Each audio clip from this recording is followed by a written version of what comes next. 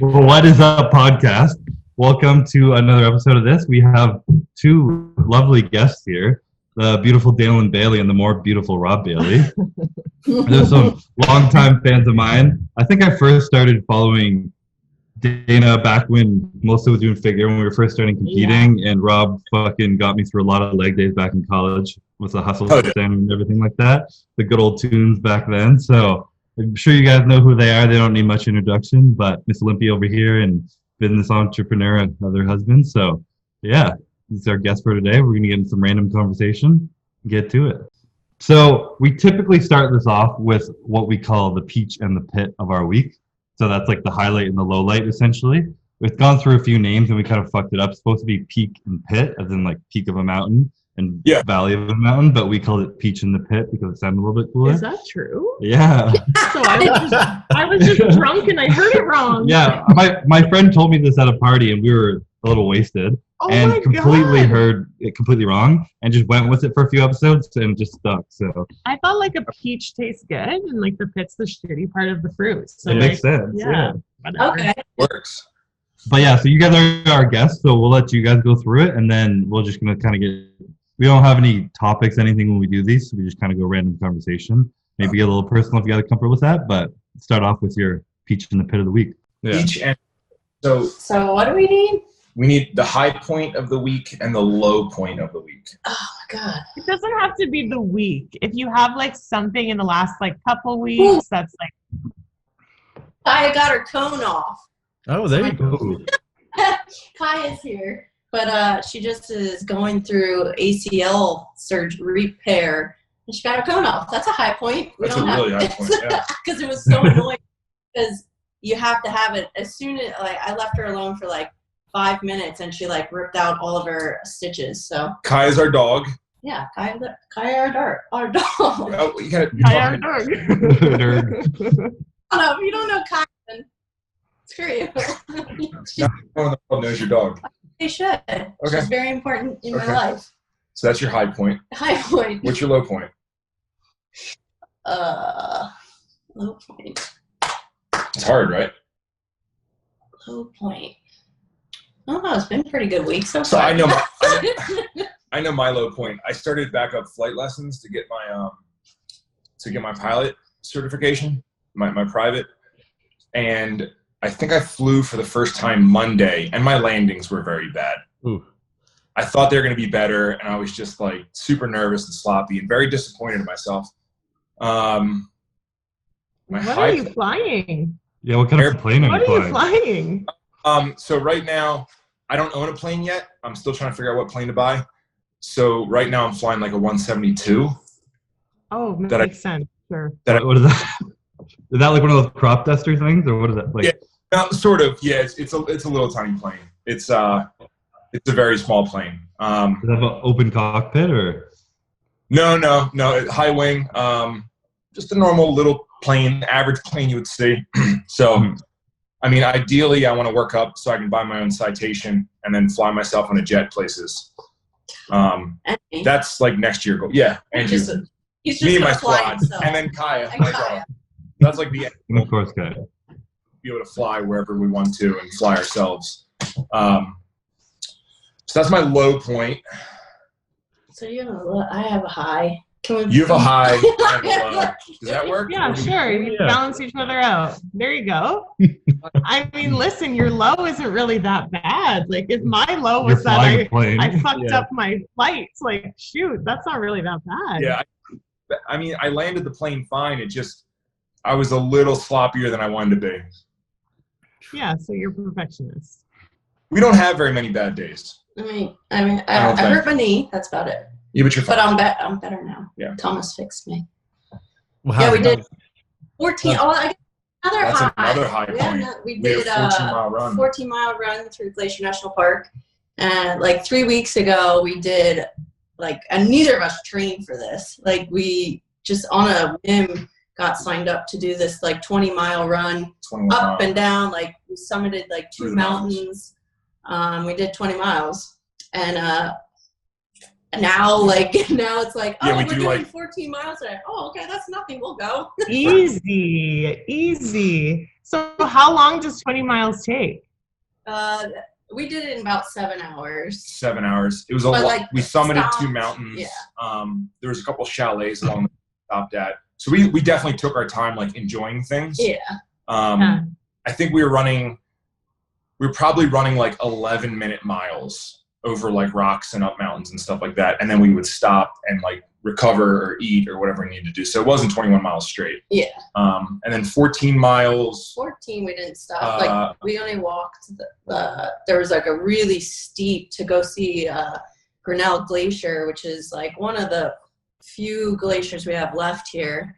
And it probably only has like a couple, like 5 or 6 more years. So, but the incline was like 35%. So we walked up, walked down. Yeah. So that took like an extra hour, but we probably could have done the 14 miles in like a little under 3 hours in the mountains. Yeah. So it's fun. That was the high point. That was a high point. I was going to say, and that's enjoyable. That would be my pick for sure. That's awesome. Is there like a runner's high to that? Like, or you just hate yourself the whole time? For sure. I don't really get to the high point because there's so much adversity, so your body doesn't really get to fall into something. Yeah. But definitely after like the first 2 or 3 miles, your body's like, okay, this is what we're doing now. Mm-hmm. Yeah. So, yeah. But not the traditional high that I think you get from running on like a little more consistent, like where you fall that meditation state. It doesn't really happen as much on trail running. And how much did you like guys do cardio like that beforehand? Like you literally just jumped into 21 miles? Yeah. Okay. You were running at least. I was running maybe like once a week. I generally I like to bike. I have a Peloton bike and I love it. So I'm not even run. I don't even run. Really. Yeah. Before that I ran for 6 weeks. I stopped lifting and I only ran because I wanted to see how fast I could get my mile time. So I wasted away to nothing. I think I was like what I did. I wasted away to nothing. I got to how many pounds did you lose doing that? 20, like maybe 25 pounds. In 6 weeks? 25. In 6 weeks. I probably started at like mid 250s and I ended up, I think I actually touched like 229. That's hilarious. Yeah. You get shredded at least or just no wither away? I ran. So every day I was running 6 to 8 miles and doing sprints. So right away my legs went away. Like all my muscle just went, like my body was like, oh, you're doing this now? And it got into runner mode. But I've put on 30 pounds. I've been 30 pounds in like the last 3 weeks. So I'm back. It all came right back. I'm fine. Muscle memory. Yeah. Gotta love that life. I'm also eating like ridiculous, but yeah. Don't laugh. But yeah, so I'm back to where I was. It was like a quick 6 week little like weird hiatus I took, and now I'm back. But yeah, I mean, we run a little bit and try to stay active. So I've been getting. I saw in your one Q&A that you did. Are you getting a bunch of pizzas in the last 3 weeks that you go to that one place? Wait, what? You get like pizzas or something. You said you would go to this place without Dana. Is that where you've been going lately? Oh, yeah. Mod Pizza. I sneak away to Mod Pizza because they have vegan pizzas. It's like, yeah, I feel really guilty. I like hide by myself and I just crush pizzas. Hide in the corner and eat pizza. Good life. Well, it's by the we both do float tank, and it's down by the float tank thing. So I come out of the float tank and I'm all groggy and I'm like, oh, the pizza place, and then I get control. What's it like bulking that hard on a vegan diet? Because I've gone like vegan for like small bits, and it's like fuck my stomach. I'm sure you adjust back. You adjust after a while, sorry. But like, how quickly did you find you adjusted when you switched over? Like, I'm sure you probably just jumped into it 100%. I did it super gradual. So like, I stopped meat for a year, and I just did fish and the fish and eggs were pretty much my protein sources. And dude, that was the best diet ever. I loved that. And then I dropped out fish over like the next 6 months, and then I finally dropped out dairy and eggs. And then it's not hard, dude. You just eat a lot more like shit. You know what I mean? Because I'm not going to sit down and eat tons of vegetables, but I'll crush a vegan pizza. you know? And then the same thing, you're not gonna be like, ooh, let me eat, 3 cups of black beans. Like, that's not how you're gonna bulk. So you end up eating something else. So it's a lot dirtier, I think, than I wish it was, but it's not hard to find food. Mm-hmm. I'm also a builder. I'm just some guy, so like I don't care what sure. Yeah. Did you switch over to that because of I know you're both big animal lovers. Was that a reason, or was it a health thing, inflammation? Like, what was it? So Dana's not. Yeah, vegan. so I just do fish and eggs. Yeah. Does not like anything processed, soy. She can't do tofu. She can't. I like it, and I love tempeh, and then every time I eat it, I like get super distended and like crampy. I'm like, the whole purpose of dieting for me is so that you're putting your body in like an optimal state. And like if I'm eating and I'm not feeling good, then it doesn't make sense to continue that way. So I still do fish and eggs, and I feel great. Yeah, I did it because I love animals, and I wanted to see what it was like. I just sort of kept experimenting, and I was like, oh, am I going to die? Am I going to be really tired? What's going to happen? And nothing really happened. The biggest thing I noticed is inflammation. Yeah, I can't get as lean just because it's harder to find like a super clean protein source. And my inflammation went away. Inflammation I didn't know I had. So after being vegan for maybe like a month, like my wedding ring fell off. I was the same weight, but like I didn't realize my knuckles were swollen, and like my wedding ring fell off. Everyone started telling me I looked way leaner. I was still 250, but my face was less round. And then also like my whole life I struggled with like a little bit of hemorrhoidal tissue. And I just thought that, hey, I'm going to have this forever. And after a month of being vegan, it went away, which that was the best part. Cause like sitting on long airplane rides and just being like a little uncomfortable. And then all of a sudden it just vanished. So those were like the noticeable things about inflammation that went away. I noticed that the most like cause I cut meat, dairy, like pork, chicken, like turkey. So I was only eating fish, and like my face, like that's where I notice it the most. My face is just always just looks lean. And I just never noticed how like puffy I look. If you look back to Dana, like, she can be lean as hell. I'm lean, but her I'm face puffy. is still round. Yeah. Like, why am I so puffy? So, but yeah. Yeah, it feels good. Do you ever see yourself going back to like normal, or you just think it'll stick with it? I'm actually struggling with that right now, because I don't. So something made me question it the other day, right? And once again, I don't want to get too weird with all this shit, but the other day I was on some vegan website, because that's what you do, right? You're on like vegan pages, and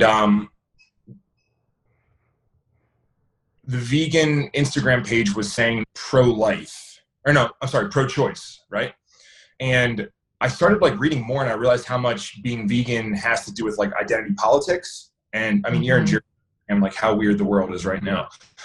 And I started like, I was like, well, if you were vegan, wouldn't you just always be pro-life at all costs? Like, that's what it would seem like would make sense. Like, regardless of abortion, like it seems like vegan is just always pro-life. But then when you get to that, it's pro-choice. Now, I don't really have a stance on either. I don't like whatever you want to do. But it made me start thinking about it more, and thinking about like rules that you put on yourself based on if you're a Democrat or you're a Republican, like what that means, and I don't really like labels. And I think that even with me being vegan, like a lot of people are like, oh, well, that new 911 you bought, hurts the environment and has leather seats. And I'm like, yeah, I'd like to get all cloth seats, but unfortunately they don't. And it's just like, it's just always this guilt thing, and somebody's always holding shit above you. So also with the state of the world, and I don't really know how it's going, and being in Montana, I have been questioning recently if I was to go back to meat, or if I was to have any of that, how I would do it. And it's like, I would go elk hunting. I would kill my own elk, harvest my own elk. I would be the one causing the death.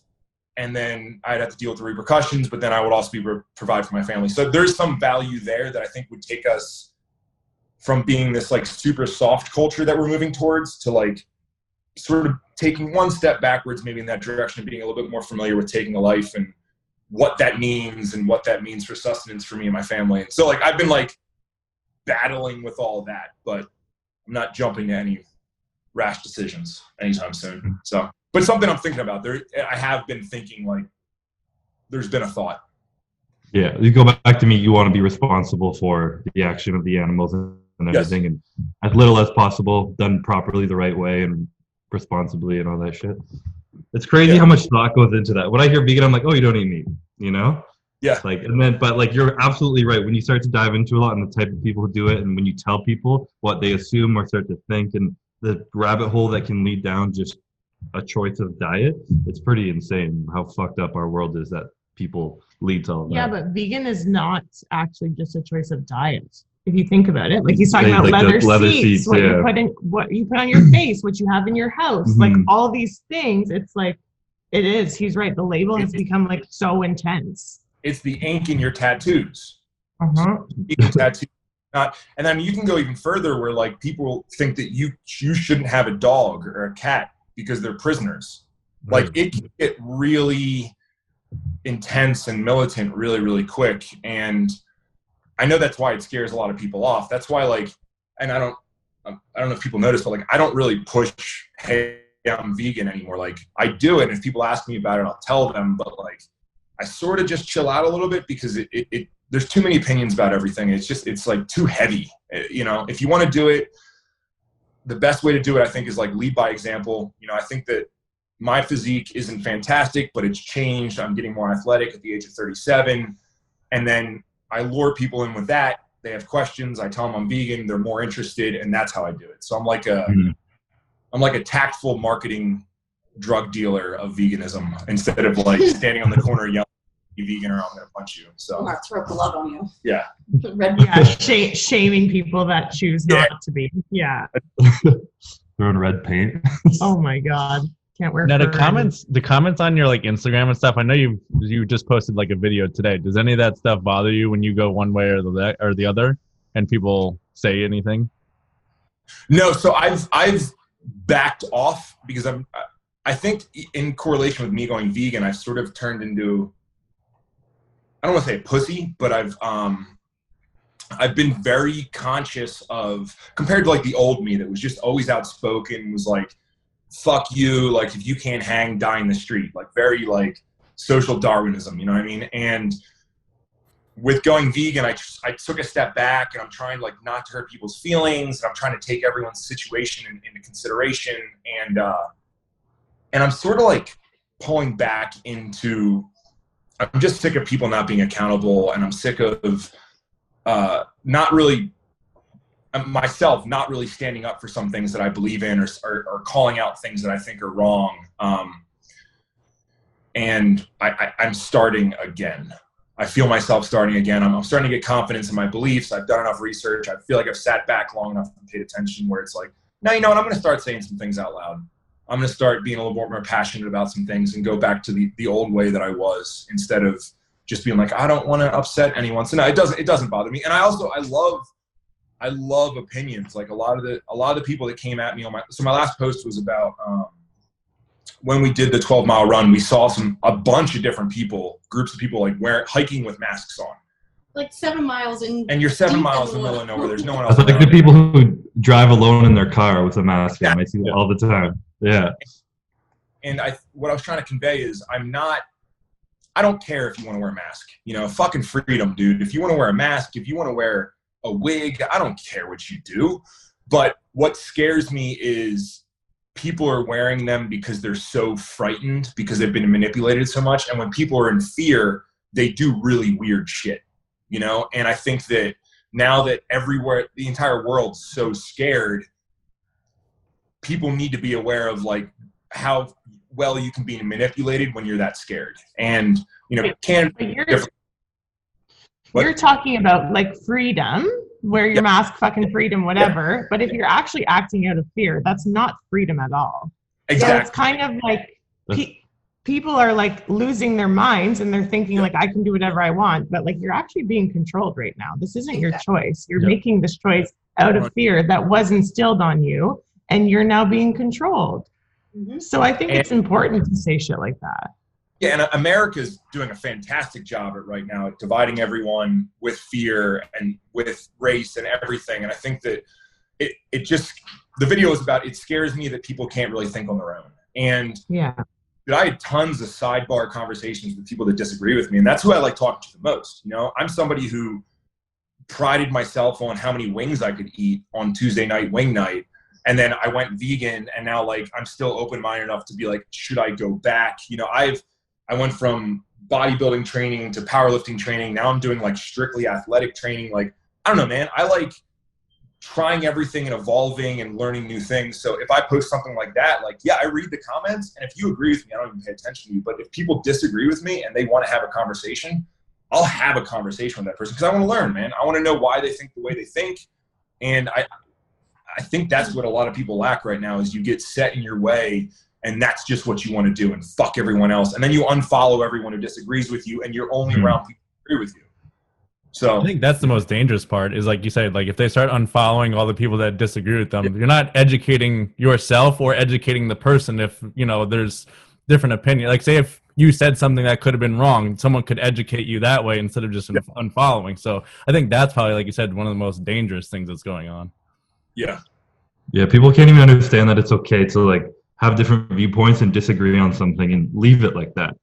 You have to, like, it's like, no, like you don't agree with me, or not my same way. It's like, fuck you, I'm blocking you, like it's done. Like they get angry about it. It's like, you're allowed to not agree on fucking everything. I was thinking about this morning though, because I feel like it's a weird human thing to like not understand that someone can be different from you, which like is stupid, because if you think about the like infinite possibilities of like environment differences, genetic differences, experience differences, like all these things, the infinite possibilities, but it's so hard for us to understand that someone could possibly think or be different from us. It's like so fucking stupid when you think about it. Crazy. Absolutely it's crazy. Like we're all little children back in elementary school. Yeah, we don't even know what we're. Yeah, that shit probably never changes. I feel like we're still going to be like 80 trying to deal with the fact that like it's okay that someone's different and doesn't agree with you, but you'll still want to like prove that you're right. Like so ego driven. I hate it so much. Yeah. Fuck, if I'm still living like that when I'm 80, I'll be up in the woods in Montana hiding too. Seriously. It is easier here until I sign on the internet, and then I'm like, oh no. There it is. Fucking internet. Now, do you feel like, I mean, you guys were kind of like the pioneers in like the fitness industry, I think, from social media. So like, do you feel that it's like a responsibility to kind of stay out there and keep like your opinion out there and show different sides, or like how you've basically evolved? I'm just trying to be positive. I don't want to feed into anything that's going to make people angry. I'll let Rob do that. I always try to stick on the more positive side, like pretend that like all this stupid stuff isn't even happening. So I want to continue to keep being a positive influence in people's lives, generate good content, generate information, and hopefully people, I'm not here to like make people angry. Yeah. I'm going to answer the question a little bit different. One of, I feel like my responsibilities is to evolve. And I think that being that we were pioneers in the industry, there's a bunch of things that really worked for us because we were first to market with them. So for example, YouTube, Dana was one of the first females on YouTube that lifted like that. And, you know, we were the first people that started a clothing brand in the industry. She was one of the first people to market herself outside of a supplement industry. She was one of the first people that had a different look to end up on the covers of magazines. And I think my responsibility in this relationship is to make sure we evolve. And when we evolve, we don't necessarily like look backwards as having to stay as relevant. Like Dana has to, you know, do that thing where she always says, well, like, should I compete this year, to keep attention? And then worry about the numbers of social media as much. Because I know on the come up, that's sort of what you're worried about. You're like, okay, cool, I just hit 10,000. Now let's get to 15,000. And, you know, for her sanity and my sanity, I think I'm trying to make sure that she pivots well. And I think she's doing it well. She's still in the industry, but now it's a lot more information. And I think she's leading by example, how you can stay in the industry, but you can also, you know, live your life. You can raise goats, you can hike. It's not about like, at this point in time, if your abs are out or prepping for a show. And get her to look backwards and be proud of what she did, but not look backwards and sort of be like, that guy's like, bro, I was strong as fuck in high school, you know, and realize the value moving forward of her and what she's able to like still provide for the industry, instead of being one of these guys who just always talks about, you know, he should have won Olympia in whatever year. I don't want to say a specific year because I don't want anyone to get mad at me, but post Olympia pictures nonstop. Yeah. I think the only time I've ever posted a show picture was like when I actually competed. I don't do that. But yeah, I think that's like my job in this relationship as far as evolving with the industry, is just to make sure that like we get the most out of it. We provide the most to the industry without it sort of like owning us or continuing to have some weird pull over us, if that makes sense. Yeah. That's something I look at you guys and respect a lot, because being a young person kind of starting off in this shit, and it's like, I often will face a struggle. Like, it was a podcast, for example, we're like talking about having guests on. You guys are our first guests to have on this, and we're like, well, do we want, like, congrats, by the way. We're like talking, who do we want on it? And we're talking about a few people. We almost had one guy who was popular right now in the industry, he's popping off on YouTube. I'm not gonna say names or anything, but like, he didn't really align with how we like to talk about things in the podcast and the way we communicate and shit. And then it was just like, Matt was like, we were thinking braincasting, new word. But who would you want? He was like, you want Rob Bailey? I was like, well, fuck yeah. Like, I love these guys. I love the way they talk, what they're about, and how you guys are like just real and true to yourselves.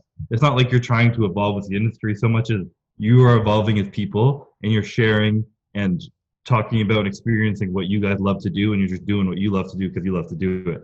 And me as a young person kind of in the same world, I respect that a lot. Something weird come out. And something I admire about you guys a lot. So I think that's really cool. Thanks, man. Yeah. Do you guys find that you have to like work on that? Like, is it something that comes you making decisions for you and not based on what's like popular or whatever, what's going to get a fucking follower? Like, is that something that's innate, or is that something that you've actually had to consciously like figure out and work on? So, I mean, for me, it's like pretty easy because I've never went that route. Like, I know what will get likes and attention and less clothes, and like, I just don't really care. I guess then it's funny because like I might not have the most popular, like the most followers on Instagram as like some of these like younger people coming up, because they generally just do like what they're good at. Like they like, this is fitness, so I only post about fitness, but I have so much more stuff that I enjoy and that I want to post about, like animals and my farm and like, yeah, of course, fitness and diet and stuff, but like, that's not just me. Like, I race cars and we go on mountain runs, and I want to share all that. So like, my followers, maybe not as big as it probably could be if I just kept targeting what works on the internet now, which is like butt shots and like abs, I guess. But my followers that do follow me are like true to the bone. They've been following me forever. Yeah. I enjoy seeing like the well-rounded like life, like us being together. Yeah, but at the same time, I'm gonna answer it differently again. I think that it is a work in progress, and unfortunately, I can't just let anything be. So for me, everything is work. Everything is, I mean, even a relationship, like her and I talk twice a week now, like big sit down relationship talks, you know what I mean? And it's something that we're always, even though our relationship's completely fine and great, it's like we're still working on it to, work on it. And I think that I'm always working on my relationship with fitness. I'm always working on my relationship with social media. And then like, I'm always trying to low-key keep an eye on her social media and make sure she's okay, because I think that she is extremely confident. She knows exactly what she's doing, and she's great, but I still feel like it's a little bit of my duty to like keep an eye on her. And I know that she keeps an eye on me too, and make sure that like, if Rob starts yelling too much on social media, or he starts doing weird stuff, or I drop off social media for too long, like she knows there's something going on with me. And I think that, it's something you need to keep an eye on. It's not something that you can just set it and forget it and upload and be like, I don't care. You want to make sure you don't hard sell too much. You want to make sure that, it's something that it's easy when you're genuine, but it's also something that you need to pay attention to. I think at the end of the day, when I think about it, it's like when I look at a post, like how am I impacting someone with this post? Like if it's a continuous like selfie because I look good, because it just looks like I just need people to tell me I'm pretty. Like I want to give out information. I want to feel like, trust me, I'll throw a selfie out there ever so often. But like, I feel like when you come down to it, if you're being a genuine person, like I genuinely like want to help people. So that's why I feel like it's just a little bit easier for me. Like I love like giving out workout tips and like showing them what I'm doing. And in that way, I like feel like I'm at least helping. So then I feel like better about my posts. And so I like now, like sometimes if I don't take like something at the gym where like it's training, like I feel weird posting like, oh, this is just a picture of myself. Heart emoji. Weird. Because like I sometimes I just do that because they'll go like 3 days. I'm like, I should really post something, but I don't know. I feel more genuine about it when I'm giving out useful information for people. Mm-hmm. I think that's easy. It's funny how many times when I'm traveling now and I'm meeting kids and they come up and they ask me questions, like probably one of the number one questions I get is, and I fucking hate it, is how do I become a fitness model like you? Or how do I get more followers? Or how do I get sponsored by Gymshark? And I'm like, fuck. Like, yeah. That's when I start to question. That's when I start to question myself. I'm like, am I living this life where they're coming to me asking how to become that? When like I didn't get into this because of that. I just fucking love bodybuilding, and the reason I got successful is because I was a good bodybuilder. I didn't fucking try and become a fitness model. I was just successful competing. People like watching. So how do you answer them? I normally laugh. If it's a Gymshark one, I laugh, and I'm like, I'll be honest, I fucking hate when people ask me that, because you should be asking me, or people be like, you're the Gymshark guy or something. I'll be like, you are the Gymshark. I'm like, I hate being called that. But when I normally try and fucking tell people to like, if they have to, recently I've gotten better. I was a huge pussy before. Like, you're coming out of a pussy. I've always been a pussy, very political about that shit. I'm always like, just be yourself, man, blah, blah. But recently I'll look at them and be like, if that's what you're asking me, you're already fucked. If that's your goal right now is to get more followers, become a fitness model, and just be sponsored by Gymshark, and that's your goal, like, I think you're kind of fucked. Some people will make it. Some girls are so beautiful and the asses are so great, they will, and they'll get by like that. But like for the average part, these kids are coming up to me like 150 pounds saying they've been training for 10 years. And just like, you know, I'm like, I think you just need to fucking have something you absolutely love. And if you want to share your journey and stuff that you love, and people are going to choose to love that with you, then it will work. If not, find something else. Yeah. Pretty much what I try and say now, but it's you'd be surprised how many fucking people ask me that question, and that's all they want to know, and I'm just like, fuck.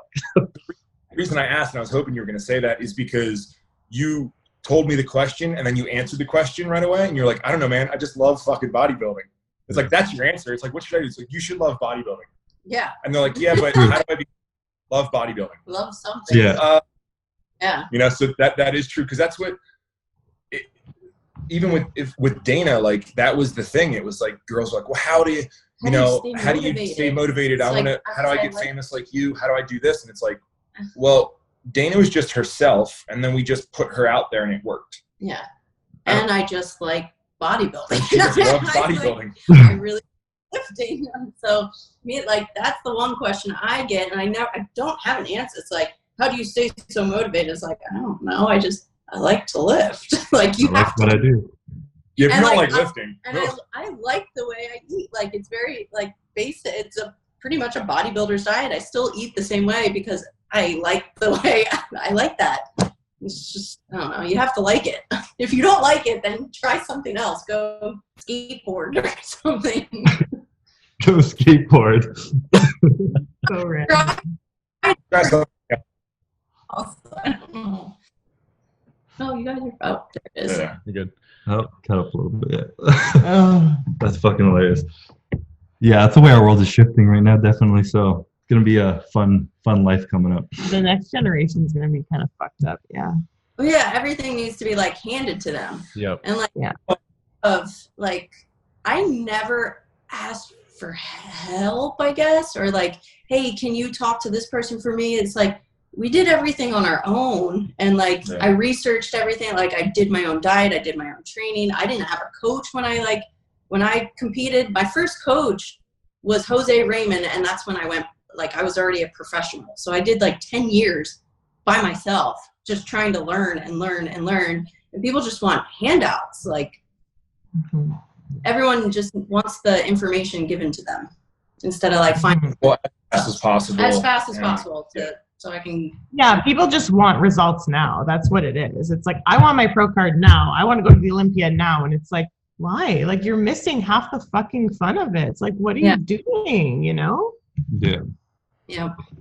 Does that bother you guys? Does it bother you guys, like, from where you guys came from, essentially? Like, you didn't have all these businesses.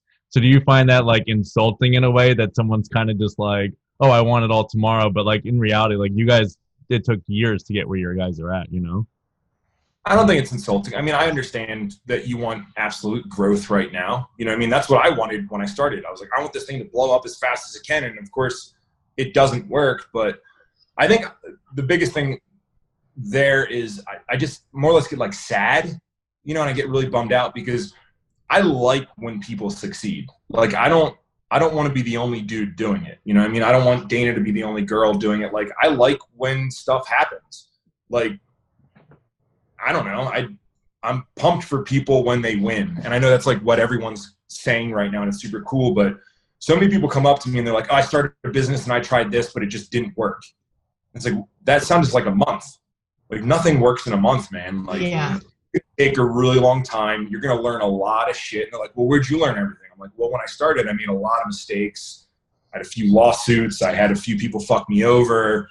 You know, I had all these different issues, and that's how I learned everything. And that's why now, you know, I can take $1 million and make $10 million in fucking 3 weeks.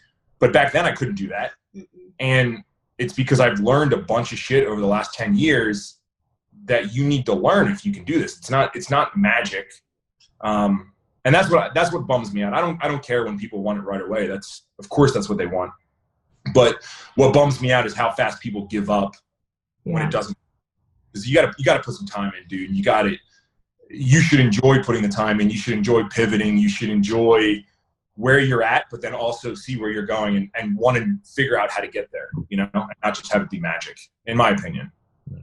Yeah, but a lot of people don't really have the mental tenacity to like fail that many times and keep going. Because like I find there's a lot of people that can be super, super passionate, but like there's this number of times that you're gonna fuck up and then you're gonna be like, okay, I shouldn't be doing this. I'm doing the wrong thing. I'm not made for this. Whatever we rationalize in our heads to basically protect ourselves from continuously being disappointed.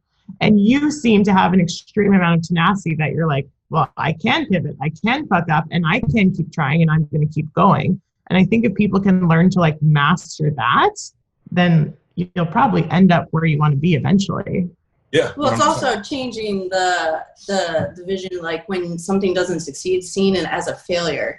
There's winning, and then there's learning. Like everything that was ever a failure for us was a learning experience that like made us better. So when you fail at something, it's never failing. It's just a learning experience. And I think that mindset that some people just don't have. Mm-hmm. Yeah, I see all failures as wins too. Like I refuse to lose. I don't like to admit that like I lost, and like, you know, even I gave you guys the sloppy landings. When I got out of the plane, the guy was like, how do you feel right now? I was like, well, I'm excited because I'm going to fucking crush it on Wednesday. And he was like, oh, he's like, yeah. I was like, so I'm pumped that I landed this bad so I can show you in 2 days how much better I'm going to land. So like, it's the same thing. It's trying to stay positive. And it's trying to always make it a win or somehow flip into a win, even when you lose. I like that point you made. There's winning and learning, not losing. Winning and learning. It's good. You only fail when you've decided you failed. Yeah. Exactly. Now, like back when you're talking about like you guys still like work on like your relationship is like part of it. Back when like you were living at the old HQ warehouse for like what, a year and a half, like did that put a certain strain on your relationship like for that year and a half? Oh yeah. From my perspective, like not really, which is a really weird thing. Dana and I think it wasn't even living in the warehouse. It was just that point of life. Like there was just so much adversity. There was so much adversity and there was so much to do. And, you know, back then starting a clothing line wasn't easy. It was very, very hard. You know, the market's changed to where, like, if you want to start a clothing line, you can go to Merch Lab right now and they'll do the whole thing for you. Next thing you know, you're like, I have a full line. Like back then it was like trying to figure out what t-shirts worked. And it wasn't just, you know, now everyone just gets independent or they get whatever or American Apparel and they print on that and it's fine. Back then it was like, well, I had to find good, you know, good blanks and all that stuff and figure out how to build a website back before Shopify just built it for you.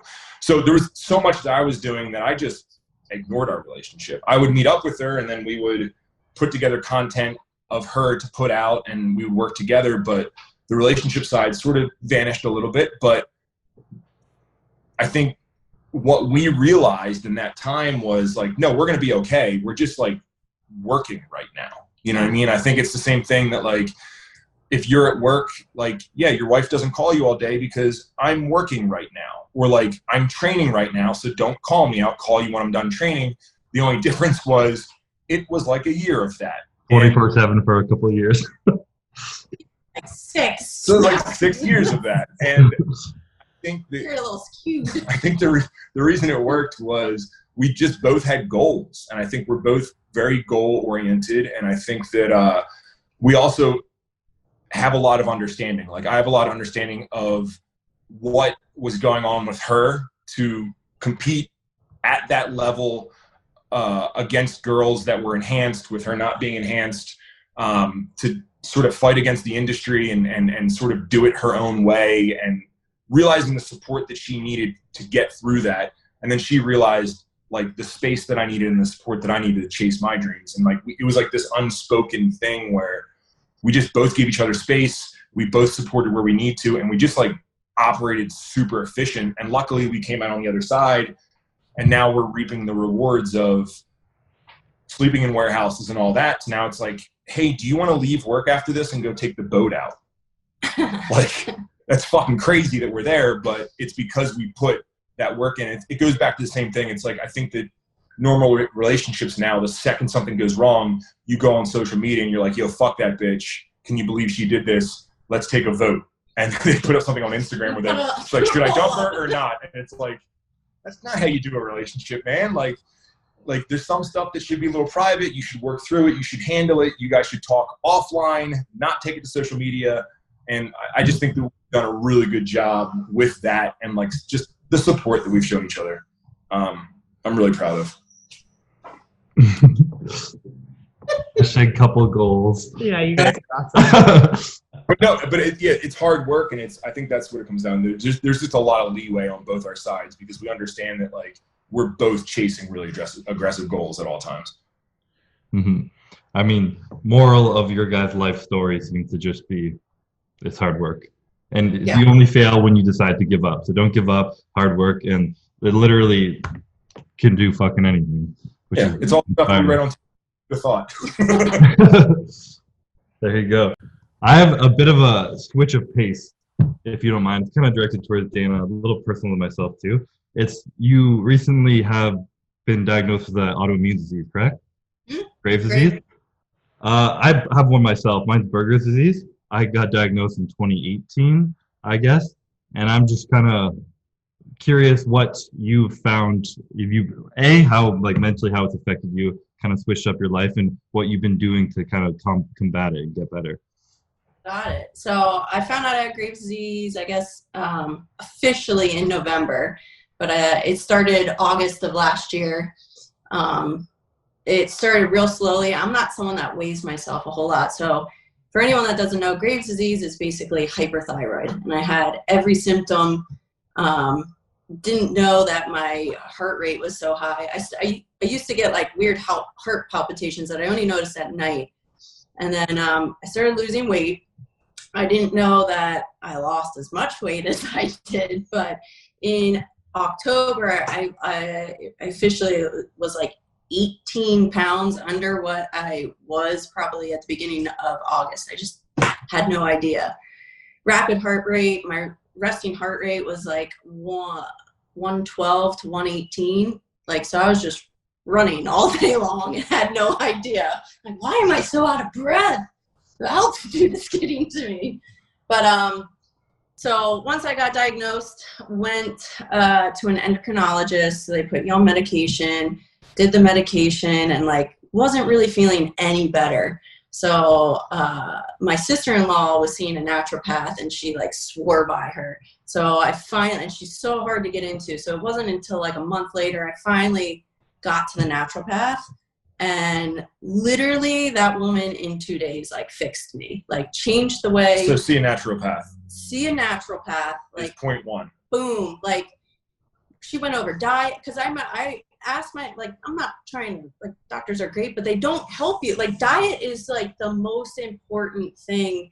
Like, I was eating completely wrong. So with hyperthyroid, you kind of got to stay away from like some fish, like fish that I was eating a ton of, which was shrimp. Shrimp is high in iodine, which triggers your thyroid. She's like, oh, stop eating, you got to stop eating shrimp right now. I was like, okay.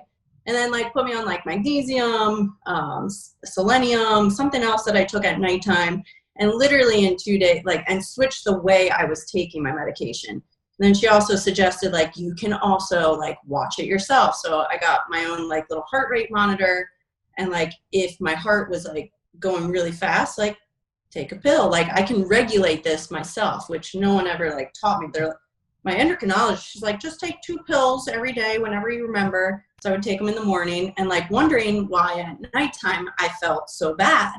And she's like, yeah, spread it out throughout the day. 1 in the morning, 1 in the afternoon. Like you want to keep regulated, right? You don't want your heart rate to go up at nighttime. How do you sleep? I'm like, terrible. I don't sleep at all. So saw the naturopath. She fixed me. Instantly like started like feeling better. But there were like a couple months, and I lost so much muscle. I was so weak, and just struggling in the gym, because here I am, the girl that used to be able to bench 225 couldn't lift 85 pounds off her chest. So like I'd go to the gym, and I'm like trying to pick up like 30s, which is not even that heavy for lateral raises, and I can't do them. So I'm using like 10s, and like I just would cry most of the time, because I'm like, this is the thing that I like to do that everyone always asks, like, how do you stay so motivated?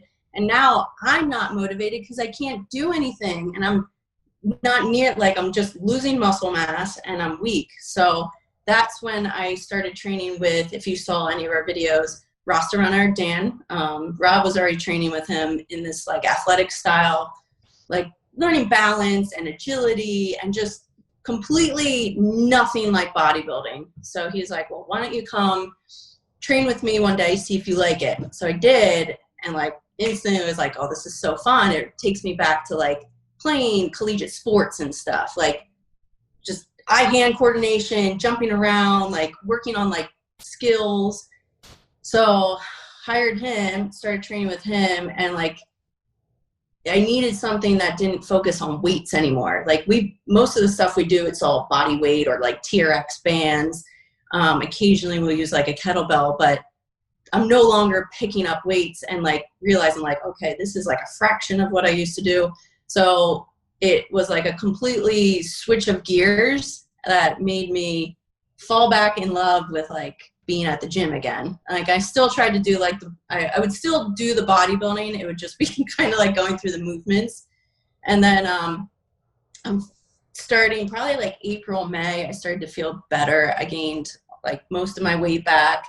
All of my weights were going up in the gym. So that started getting better. But like I continue to do the athletic training. So now that I'm supposed to get lab work next week, and I feel like I'm like 100% like better, I hope. But I feel great. My heart rate's great. I can run, for which I couldn't run. I couldn't do any cardio. So for like months, I couldn't do any cardio because I would be like hyperventilating, like walking to my car. I'd be like, like it was just weird. Like just didn't feel right. And so 10 months later, and I think I've been training with him for like 8-9 months. So I'm just continuing to do that now because I just love it. And then I bodybuild probably like 5 days a week. I still do like typical bodybuilder split, DLB daily. Come check me out. Plug. Go ahead, plug it. Yeah, my biggest tips would be go see a naturopath, and then anything you're struggling with, like again, like we were talking about pivoting, you have to pivot. Like if something's not working, change directions. So that's what I did, and it like completely fixed me emotionally and physically.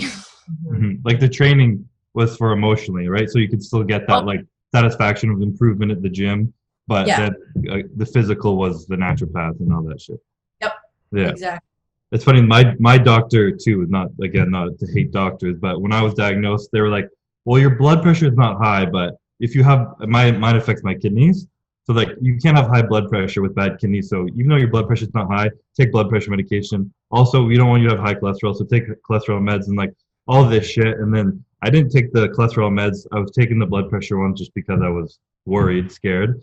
And then all my blood stuff went back to normal and kind of was good. I stopped taking the meds, and then I went back and forth for blood work, and it was all like I switched up some diet stuff I googled online, not professionally with a naturopath, but it all was really good. It was back to baseline. I was getting way healthier, and the doctor was like, "Oh, you must be taking your meds," and I was like, "No, I stopped taking them."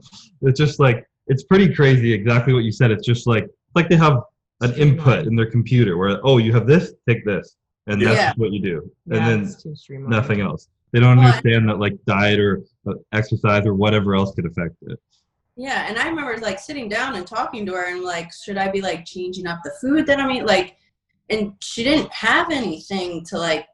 So when I came back to her after I saw the naturopath, and she's like, "How do you feel?" I was like, "I feel great. Like I'm seeing a naturopath." She knew who she was. She's like, "Oh, good, she's great." And I was like telling her how she switched all my food up, where I'm starting to take this. You could see like a little like uncomfortableness, and I was like, yeah, like this is all these questions that I was like asking you, like she like fixed all of them. Like she knew. But, whatever. So naturopath, and be able to pivot, like change directions. Like if something's not working, don't force it. Like bodybuilding wasn't working, like it wasn't working for me, so I pivoted. And now I love it. Now I do both. There you go. I'm going to have a struggle when I need to pivot, but it'll be a process. Hard. And it's not like up on like I still did it, but I needed that aspect of being at the gym and really enjoying it, because like I would go do shoulders later and it was like, no, this is kind of like, it's kind of fun, but it wasn't fulfilling that thing that I love about the gym. So for sure. Yeah. Now, do you not see yourself like with this? Like, I know you said you talk about competing every year or something that comes up. Is that just something that is forever on the back burner, something you're just going to miss? Or do you think like you can combine the two to compete if you wanted to? Yeah, I mean, it's always literally every single year. Well, actually the first 2 years I was like, oh, I love not competing. But there's part of me that's just like missing something. That's why I did like the powerlifting for a little bit, because I just wanted to compete in something. Because my whole life, since I've been 5 years old, I've been like playing a sport. So I was always getting ready for something. And then you take that thing away from me. I feel like I've just lost like just a small part of like my purpose. And I just really enjoy, I just really like preparing for stuff, because like I'm never going to look the way I want to look unless there's like a show. But can I ask why you stopped?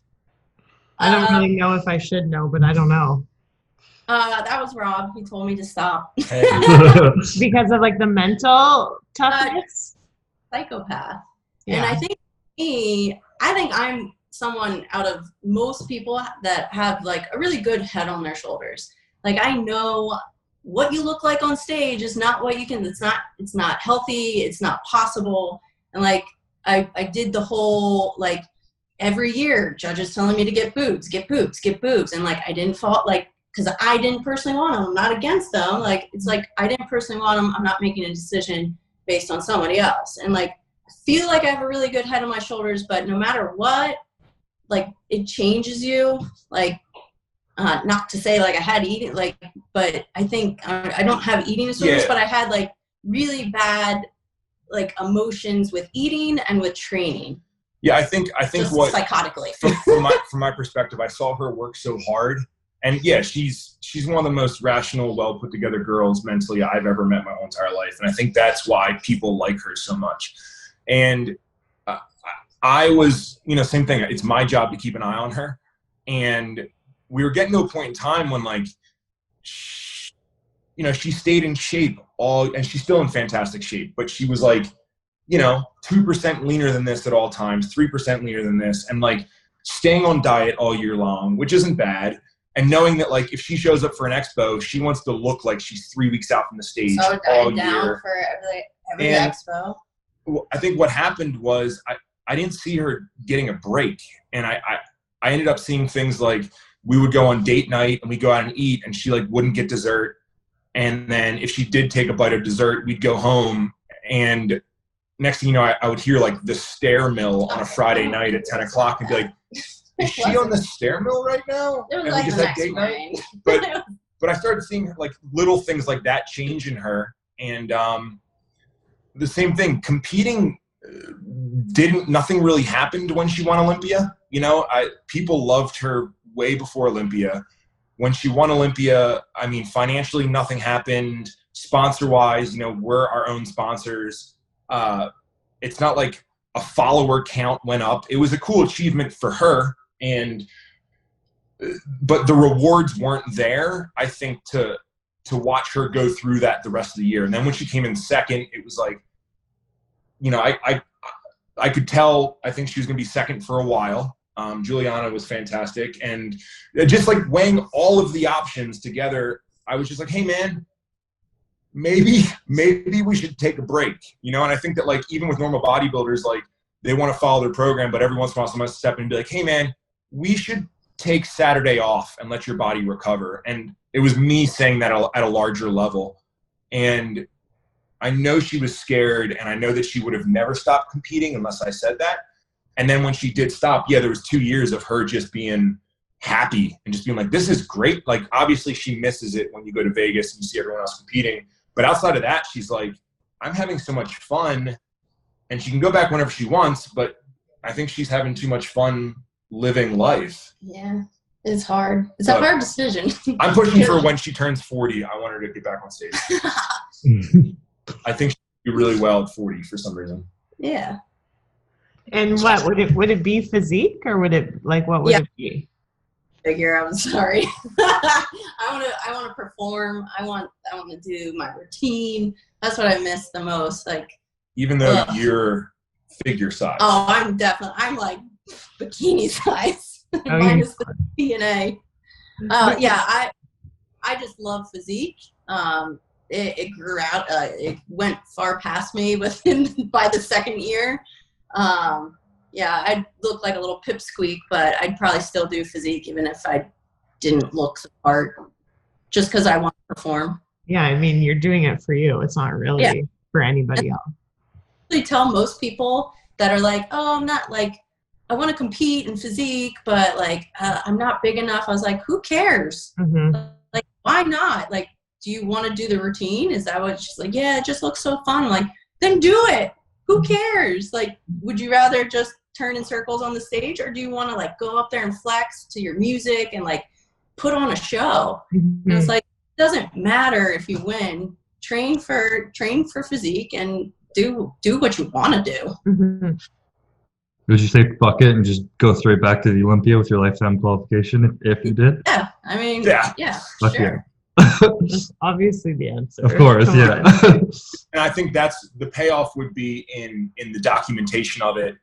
I mean, just those videos coming out. I mean, just like when Kevin came back, like Kevin stepping on stage wasn't the exciting thing. It was like Kevin prepping for stage and really seeing him grow, and like you were just so excited. The state, who cares where he placed? It was just the fact that he was coming back, and it was the journey. And I think that's what people want to see out of Dana, is they fell in love with the journey, because come to think of it, that was one of the first things that we did too back in the day.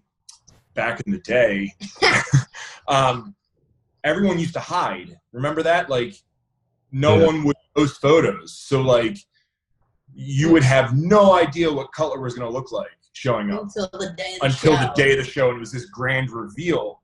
And seeing that, I was like, well, I mean, it's going to be impressive, but we're missing out on like 2 months of promotion and engagement and showing people what's going on behind the scenes. And now that's a lot more common, but showing people peak week, showing people what you're going through, showing people like all the behind the scenes, that's what people want to see now. They want to see you on stage, but they want to see the build up to it. So they want the story and the emotional connection to the final product. Mm-hmm. So what we're saying, that's what we expect from you. Just saying. I did it last year. I'm going to be doing it. I got my guy living with me this year. So you're not running into crossing the border thing, right? Yeah. Are you allowed? I mean, her husband, Ian, just competed 2 weeks ago in Tampa, and he just, because Canadians can go to the U.S., but Americans can't come to Canada. Yeah. Oh, I know how it is. Gotcha. We're like, fuck these guys down here off the rails. You cannot come up here, but if we want a vacation, we'll come see you. Yeah. All right. Yeah, because I know that because that was the big thing when Phil said he was competing, right? It was like, well, there's so many people that aren't able to get here now, right? Wasn't that like a little bit of the controversy of him announcing? Was like, oh, it's going to be ducks in a fish in a barrel? Well, yeah, I can see like other countries like not being able to come here. To get here or yeah. whatever. Big Rami. That's like all I can think of in men's open. It would really just be Big Ramy that matters. But yeah, I don't know. I'm sure they're all going to be applying for visas and shit. Whatever the fuck they did to get Hottie there last year. I don't know how they did it, but like, if you have working visas and shit, you can squeeze people in. There was some last minute string pulling there. That was pretty cool to see. Yeah. Yeah. Well, I'm glad you can make it. Yay. Fuck, I hope fingers crossed that it's all happening, you know? Just kind of got to live it as if it is. So hopefully it does. Like, I think they'll have the show. I don't see an expo in any way. Bro, yeah. So we're having an expo next week. We bought an expo called FitCon in Salt Lake City. You guys should come. You guys bought that one? Yes, we bought Fit. We just love it, and we love Salt Lake. So we partner with a bunch of people, and we bought it, and we're still having it. We're going to be the only expo of the year. We're the only expo of the year. It's outside. We moved it outside. We got like shade tents. We're taking all the precautions. We have a lot of people coming in. Like we have Brian Shaw, Jake Cutler, Flex Lewis, Paige Hathaway. Well, Cass Martin's going to be there. And Mike Rashid. Like, dude, everybody's coming. Yeah. Like, it's a full-blown expo, and we're taking all the right precautions. It's still going to be tons of fun. Throwing out the invite. Yeah, if you want. I would definitely love to come. The only thing is when I come back to Canada, I need to 2-week quarantine. And apparently they've been checking up on people. And like with me getting ready for prep, I can't be stuck in my house for 2 weeks. Not training and shit. Otherwise, I would have. Next one you have, if I don't have to quarantine, I'll definitely be there. Well, especially if it's at a water park. I mean, we're actually having it. Yeah. So we're like 7 days out, 6 days out now, or 8 days out. We're gonna see how it goes. You know, I think that we're taking all the right precautions, so I'm not worried about that. And I think that people are ready to get out and do something. So I'm sort of curious, like, how big it's going to be. I was just going to say, I feel like people are so hungry to like be normal again that it might be like, I feel like fucking huge. Yeah, the people there, it's going to be a huge number. Yeah, it might be too big. We're also doing a digital expo, which I think is like the future. So what we're doing is we're doing a bunch of different seminars. We're doing like the Olympia seminar it's going to have Dana, Flex Lewis, and Jay. We're doing like a women's strength seminar. We're doing a business seminar. We're doing a social media seminar. And, you know, so we'll be streaming all that. We're going to do virtual meet and greets. So like if you want to talk to Flex Lewis, you can like go and wait in Flex Lewis's line virtually and then have a 2-minute conversation with him. Like one-on-one. One-on-one. It will record it and then it will give you the 2-minute conversation. So it's just save it. That's so cool. Yeah. Instead of waiting in line at, you know, whatever, and I see you for 2 minutes and we get one photo. Now I can actually be like, hey man, so like, what are you gonna do with your hair? Or like whatever you're but then it's recorded and then you actually have it. You know what I mean? So we're We're also doing some games. We're going to have like a live cam going around. So we're hoping to like capture the world's attention too in like a really good live stream. So we're doing the virtual, and then we're doing the in-person expo. I think it's going to go really well. I think that people are hungry, and once they realize it's actually happening, like we keep getting messages and they're like, "You're going to cancel, aren't you?" It's like, no, we're actually doing it. Go really well. We'd love to have you next year. Mm-hmm. Hey, hell yeah, that sounds like a lot of fun. I'll definitely be there next year if we're not still fucking shut down. Yeah. Gee. So you guys took over all FitCon, like all of them, or just this one show specifically? So isn't there a couple of them? So there is only one FitCon. We own the trademark for it. Okay. It was in Texas. Was that right? Or is that another one? That was like the original. That never really panned out because we were at that. That was Big J, right? Yeah. I think it happened like 2 years and didn't really. But the guy that we partnered with, Dallin, has the trademark for FitCon. He has all that. This is the 6th year of that show. Really good, actually. So yeah, right now there's only one. It's in Utah. We're going to see how this model goes and how well we put together expos. And if we do a good job, I'd love to take them all over, honestly. Like FearCon. Yeah. Oh, also, there's something called FearCon. Which is like Halloween. Which is like Halloween. Okay. Our FearCon's super cool. I'm more excited for that one. So we'll be doing that. We have a bunch of stuff up our sleeves with expos coming up. That's awesome. That's sick. And you're doing music at the same time, right? You just released one of your albums? Yeah. My first like hardcore metalcore album.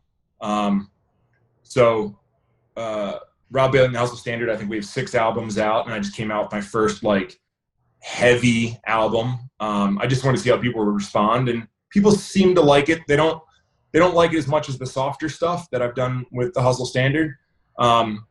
So I think my next album is just going to be even heavier and see if that works. Fucking pushing the limits. Yeah. You don't like it? Cool. I'll get heavier, and then you'll like it less. I've listened to a few of them on my leg days, and those are my songs that I just like. I save for leg day, and I just need to. I'll listen to my fucking Katy Perry on any other day, and then lock it in with some Rob Bailey on leg day. Whatever I got to do. All right, I think we're kind of getting long here, so you guys are our first guests. If there's anything you guys want to plug now, you already mentioned DLB.com. If you want to plug anything you want to mention, or just whatever the fuck you want to say to finish it off, really. No, I mean, I just like to say I appreciate you guys having us. I mean, I've told you this. I've been a fan of you for a while. I think you're fantastic. Appreciate it. I'm excited to see where you go. There's not. I think I said this to you in a DM like years ago, but there's not many people out there that like I'm excited to see what they do within the industry. But you're one of them, and I'm excited. You're somebody I'm very excited to watch. So who cares about anything that I do? That's all I want to say. Appreciate it, man. I remember that actually. I was living in Halifax and I posted one of your songs and tagged you in it, and then you replied, and I was like training at the gym when you replied, and I was like, "This is cool as fuck," and I was fired up. Oh, yeah. Do you want to say anything? Plug anything? Just nice. That was good, man. I don't know. You want to say anything? Just laugh. No. All right. I feel like everyone knows me. Yeah. Like I run everything. My website, SalemBailey.com. I do online training, $7 a month. Get at me. What an awkward duck you are. Oh, I love it. I fucking love the authenticity. It's so much better than what you're used to. So I noticed like there's a big question with you guys is, it's in the industry for a while, and any plans on kids in the future? Oh, the kids. It's a kid question. Yeah, we were just talking about That's this. Good. Yeah, it's a great question. You tell them. Well, so